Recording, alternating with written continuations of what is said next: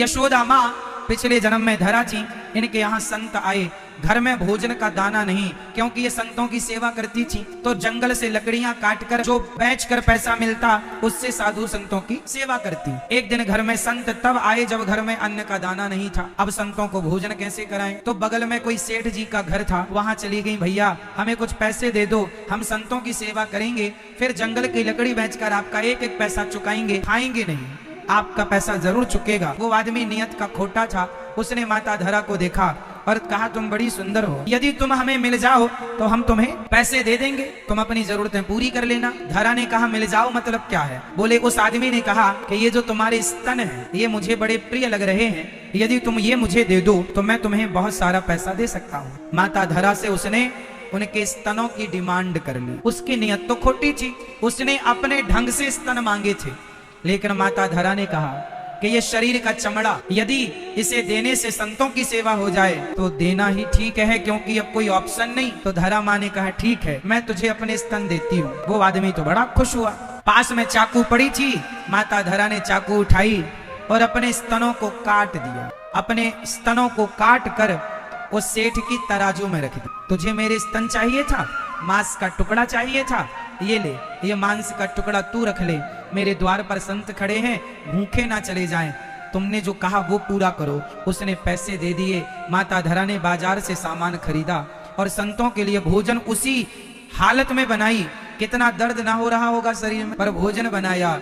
इस दर्द से बड़ा दर्द ये था, मेरे द्वार से संत भूखे चले जाते तो ये मांस के टुकड़ा, ये घाव तो भर जाएगा, पर संत भूखे चले जाएं, ये गृहस्थों की शोभा नहीं है कि आपके द्वार से कोई भूखा चला जाए। अतिथि देवो भव, अतिथि भूखा ना जाए, हमारे द्वार से कोई भूखा ना जाए, इसका हमें पूरा। गृहस्थी का मतलब क्या है? गृहस्थ धर्म निभे तब तो गृहस्थी है। वो घर घर है जिस घर में अतिथि सेवा होती है, साधु सेवा होती है। अब माता धरा ने संतों को प्रसाद बना करके दिया, संतों को थाली दी तो पूरे में खून ही खून था, पूरी साड़ी माता धरा की गीली थी रक्त से। अब माता धरा से पूछा संतों ने, अरे देवी ये आपके शरीर से इतना खून कैसे? अच्छा, धरा ने संतों को नहीं बताया था कि मैंने अपने स्तन काट कर दे दिए? कैसे बताए? धरा माँ दुनिया की नियत तो समझती हैं, लेकिन अब कैसे कहें? बस उन्हें तो भोजन परोसना था, परोस दिया। संतों ने कहा खून कैसा?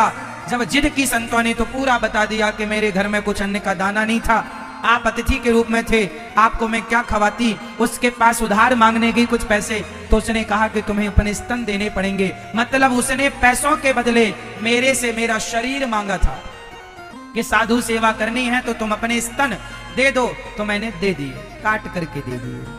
संतों ने कहा इतना बड़ा त्याग तुमने किया? वो संत थे ही नहीं, संत रूप में भगवान थे। वाह देवी, आपने साधु सेवा की है, आपने अपने स्तनों का दान दिया है।